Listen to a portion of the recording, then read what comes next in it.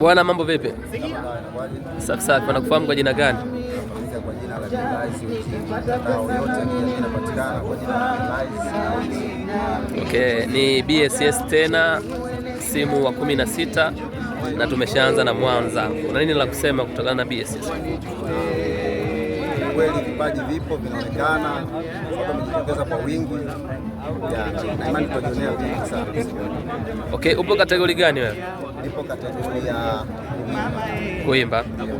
Muziki wa Bongo Flava, rap, singeli, rap uko fresh kabisa.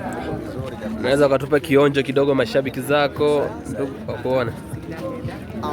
First time nilipopona niliamini moyo wangu ushapona na mikataba nikachoma ya makando kando nisije kupa ngoma kozi weni mbonge la pini chumbani kwenye bedi kituvuni kipini sani chepuke kwa nini kinachofuata ndoa misitaki kuzini kozi weni mbonge la pini chumbani kwenye bedi kituvuni kipini sani chepuke kwa nini kinachofuata ndoa misitaki kuzini. Bwana, una hatari sana. Ndio. Okay, imekosti shilingi ngapi kutengeneza nguo, kuweka hiyo koleo, nyundo, viatu na idea ilianzaje? Imeenda 280,000. 280. Idea ilianzaje mpaka ukaamua kufanya kitu kama hiki hapa? Hakuna kutaka kufanya kitu tofauti. Na pia koleo hili kama unavyoona kubeba judges wote na presenter Minahari. Nyuma pia kuna koleo nzuri kama unavyoona. Ndio. Lengo kuu la kuweka watu hapa ni kwa sababu msimu wa 16 BSS unakwenda kuchota vipaji vya kila aina.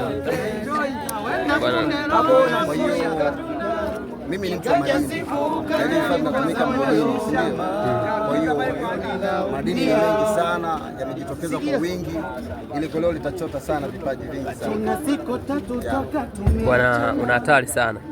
Neno moja kwa Madam Rita, neno moja kwa timu nzima ya BSS. Nawapenda sana na naheshimu mchango wao toka siku ya kwanza wanaanza zoezi hili la kusaka vipaji Tanzania mpaka wameenda nchi za nje. Ni mara yako ya kwanza au mara yako ya ngapi kuhusu? Kwa sasa ni mara yangu ya 4. Na unafika katika stage gani sana sana?